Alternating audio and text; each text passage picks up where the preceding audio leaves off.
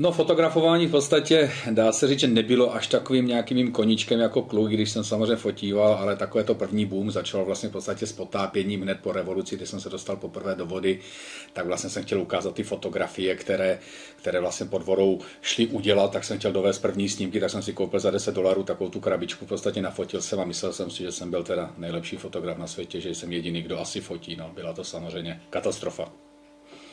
Takže s prvním fotoaparátem to byl samozřejmě druhý fotoaparát, lepší technika, no a spojené samozřejmě s potápěním i cestování, takže dá se říct, že takovéto velké boom někdy v tom 93., 94., když se mi dařilo v podnikání a všechny ty peníze jsem utrácel, což teda dělám do dneška za cestování a v podstatě navštěvuji země jako i Africká republika, samozřejmě prodal jsem celý svět, ale můj druhým domovem je samozřejmě Afrika, tam jsem byl 80krát, takže neustále v Africe, já už se tam asi snad odstěhuju. V podstatě jsem asi za ty léta fotografování se dostal do takového stádiu, že miluji takové ty opravdu, když si o mě nějaký novinář napsal, že miluji nenáviděná zvířata. Takže já mám samozřejmě strašně rád hyeny, já mám strašně rád žraloky, já mám hady, to, co prostě samozřejmě ostatní nenávidí, tak já strašně mám rád. Snažím se ty zvířata chránit. Je fakt, že moje doména nejoblíbenější zvíře je samozřejmě žralok a samozřejmě, že ten největší, takže velký bílý žralok, to je takový ten lidožravec, jak se rádo říká, samozřejmě je to ten tygří žralok, kterého miluji.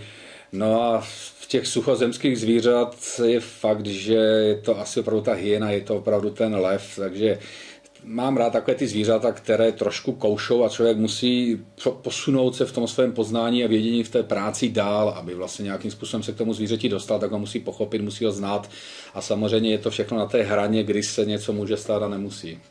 Já bych dneska řekl, že samozřejmě potápění ze žraloky je velmi nebezpečné a čím více s nimi potápím a mám s nimi, možná s tygřími žraloky mám více jak 500 ponorů jenom s nimi a řekl bych, že je to horší a horší. Dříve bych řekl, že to je jednoduché, ono to svým způsobem jednoduché je, ale samozřejmě tím, jak jim ubývá přirozená potrava, ubývá žraloci, oni opravdu dneska zagresivněli ti žraloci, že už nejsou takový, že se bojí toho člověka, naopak oni už ví, že ten člověk jim nemůže nějakým způsobem pod vodou ublížit, takže oni jsou samozřejmě drsnější, opravdu jdou do toho prsama a začíná ten ponor být někdy až velmi nebezpečný. Ty doby, kdy jste skočili do vody a rozprchli se 50 žraloků a velice pomaličku se k vám začali přibližovat, už jsou dávno pryč. Dneska skočíte do vody a visí na vás 30 žraloků a fakt je člověk nestačí odrážet. Takže asi jestli to je jednoduché, určitě ne. Jestli to je smrtelně nebezpečné, samozřejmě, že ano, ale pokud člověk dodržuje pravidla, zná to, dokáže se ubránit, ví, jak ty zvířata fungují a samozřejmě musí vědět i ten moment, kdy už je dost. Jestli už jedenkrát ta hrana přeteče, tak samozřejmě už je třeba rychleji z vody ven. Je fakt, že pro tu komunikaci člověk se musí naučit opravdu řeči, já to říkám jednoduše, řeči žraloků, řeči ryb. Ono to zní hloupě, nebo opravdu, že ryby nekomunikují, nemluví, ale není to pravda.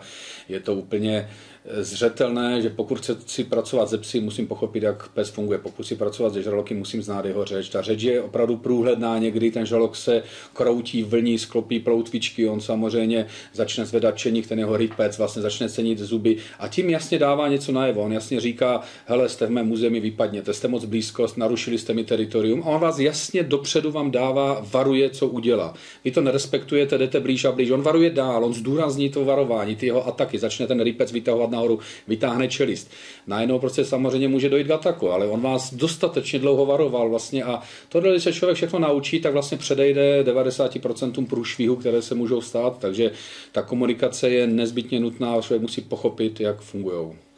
Je pravdou, že se člověk dostává asi do různých průšvihů, vlastně, kdy ten žralok v podstatě přijde na tu naši slabinu. Oni samozřejmě jsou chytří, oni nás testují. Tak, jak my testujeme my je, tak oni testují nás. Oni zkouší naši slabina. Oni přišli na to, že naše slabina jsou naše záda, naše lítka, vlastně, kdy tam my se neotočíme, nevidíme jako potápěči. Oni vlastně to zkouší a útočí principiálně zezadu proti vlastně tomu. Takže proti těm nohám. No a opravdu je pravdou, že ten nejhorší prostě ten zážitek, který by se asi dal nějakým způsobem, že mě obklíčilo 7 tygřích žraloků a v té začátku to vypadalo teda velmi jednoduše a vlastně nejhorší na tom bylo to, že ti žraloci mě začali svírat do takové nějakého uzlu a vlastně jsem se z toho nemohl dostat ven. Oni furt kroužili nade mnou, pode mnou a nechtěli mě pustit.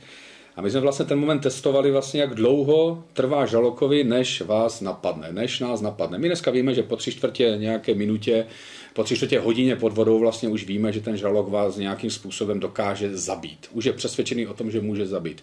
My jsme si přehodili 1 flašku, 2. flašku, 3. flašku. Já jsem byl pod vodou 3 hodiny a vlastně jsme si říkali, kdy přijde ten moment, kdy mě zabijí. A to byla přesně tenhle situace, kdy mě 7 žraloků obklíčilo, začali kroužit a vlastně nechtěli mě pustit a začali se střídat v různých útocích. A až ty útoky nabyly takové už razance, že vlastně už jsem se nedokázal bránit, že už by opravdu další vteřina útoku už by mě zabili, tak vlastně jsem vypochodoval z té vody a vlastně oni už přišli po těch 3 hodinách, jak mě mají vlastně sundat, zakousnout. Nebylo to v principu lovu, ale prostě je to jejich zvědavost a oni prostě zkouší.